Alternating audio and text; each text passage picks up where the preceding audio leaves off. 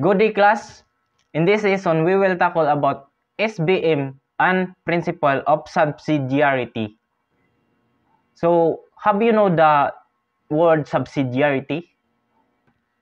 So, subsidiarity, class, subsidiarity is a principle of social organization that holds that social and political issues should be dealt with at the most immediate or local level that is consistent with their resolution.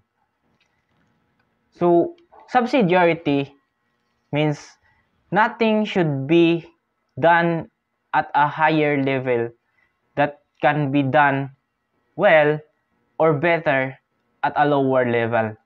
Or according to the catechism that states that a community of a higher order should not interfere in the internal life of community of a lower level.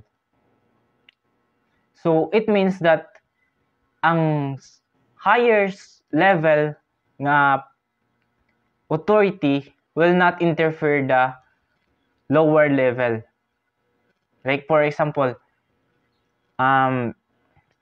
the school and the community and the DepEd or the government. So, di sila manghilabot sa kalihukan sa school o sa community. So, class SBM is in keeping with the principle of subsidiarity, which states that it is the people at the lowest level who will know best their problems and so are in the best position to address the same. These tenets hold that nothing should be done by a larger and more complex organization. In other words, any activity which can be performed by a more decentralized entity should be done by that more decentralized entity. So, ang nasa ubos nga level or the lowest level will know the problems nga ilang maatubang and sila ra po'y solbada na. So, those in higher echelon are far removed from the scene and are therefore not as involved and as those from those below. Like for example, manang the school and the community and the DepEd organization. So, ang DepEd, di na sila mo interfere sa school or sa community. So, ang mga kalihukan sa school o sa community, di na mag-apil-apil ang DepEd organization or the government. So, we will move to advantages of SBM. So, the following are the strength of SBM. So, number 1 is allow competent individuals in the school to make decisions that will improve learning. So, we are not chained by the authority. Mga kailangan kana ra imong desisyon nga buhaton, kana ra imong gamon. No, we are given the power to make decision to improve learning and craft programs and projects to improve learning. Like for example, moingon ang brigada eskwela, kana imong buhaton, kana inyong buhaton nga buhatonon. Then wala man ingon ang DepEd nga mauna ang buhaton kay naamantay we have the power to make decision nga maka-improve sa learning sa student. Mato. The next is give the entire school community a voice in key decisions. So, naanay voice ang school governing communities kinsa man na sila. So, ang mga GPTA, faculty club, the barangay, the health workers, and the other stakeholders. Naa sila'y tingog sa atong school kay apil naman sila. Then, next is focus, accountability, and decision. So, you decide for your school. Now we are accountable of that decision, for that decision.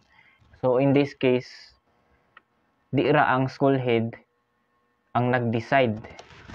Di ra pod ang teacher ang nag-decide, kundi ang community na ang nag-decide. You're accountable to that for that decision. So dili ra ang isa ang managot, kundi ang tanan nasa community.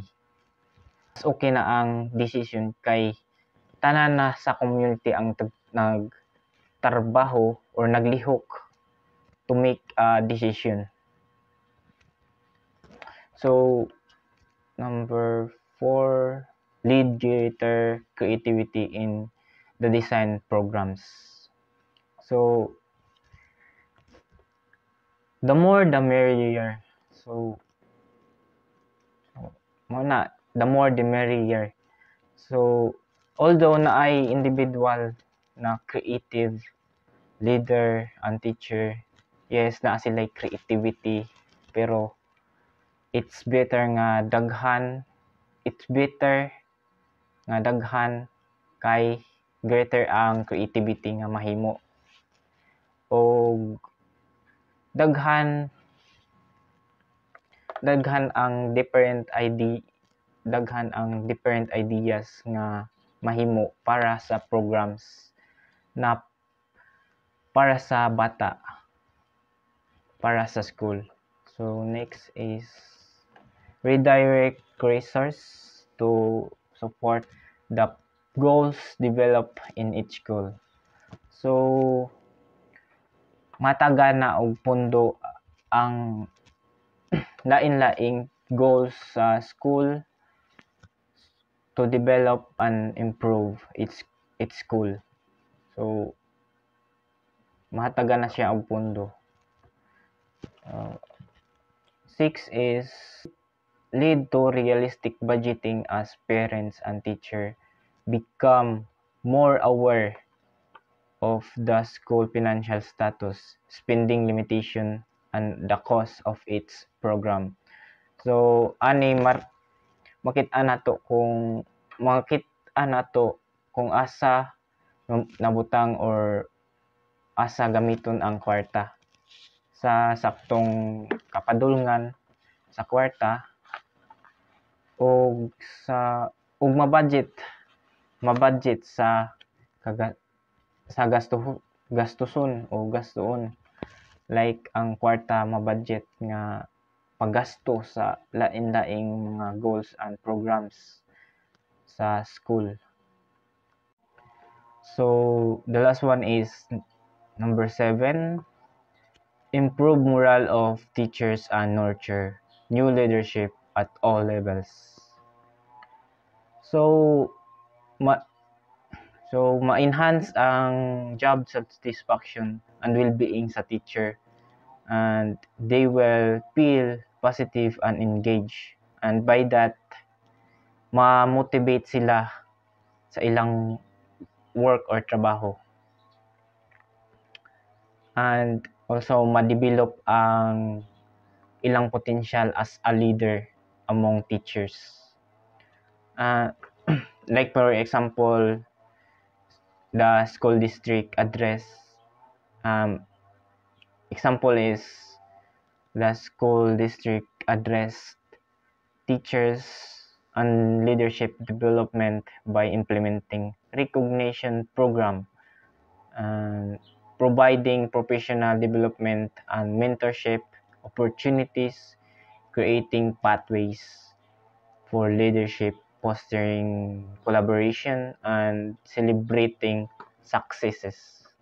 So by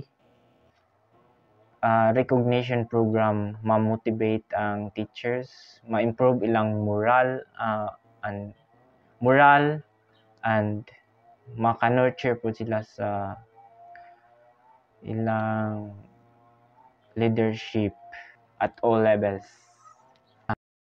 Through SBM, decision-making authority is devolved to school heads, teachers, parents, and students. This is school empowerment. This reduces bureaucratic controls on schools and encourages school heads, teachers, and parents to use greater initiative in meeting the needs of students and community. This results in a sense of community school ownership, which makes the school realize its vision and mission. So we have involving stakeholders, the parents, teachers, students, and other members of the community. They are also helpful in the mobilizing the local resource to complement the public resource. Concrete proof of this is the number of classroom built as a result of strong partnership between school and communities, and successful school community programs like those described in the chapter on the school and the community.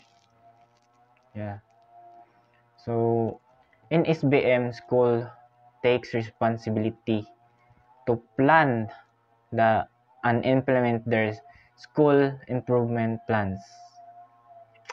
So ang school ang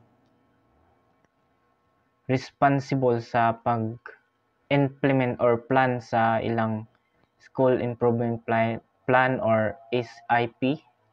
So example is the table that you scrutinize in the activity phase of the lesson as a part of a school improvement plan. It is the school themselves, not the DepEd higher office, that know best their problems and the solution to these problems. It is the school that determine the number and kind of teacher they need, the kind of learning materials and resources they need. So the DepEd higher office will not interfere the work of the lower or the school. They will not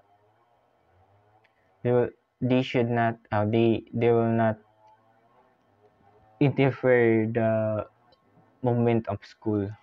Then since schools are given more power to direct themselves, they are made accountable for results. SBN makes school accountable to the stakeholders. So school are given a power to direct themselves. So ang school have the power to make decision for themselves. They are made accountable for result. Gihimo ang school nga accountable to the stakeholders. So stakeholders which is the parents, community, and other other stakeholders. Yeah. And that's all for my lesson. Thank you and God bless.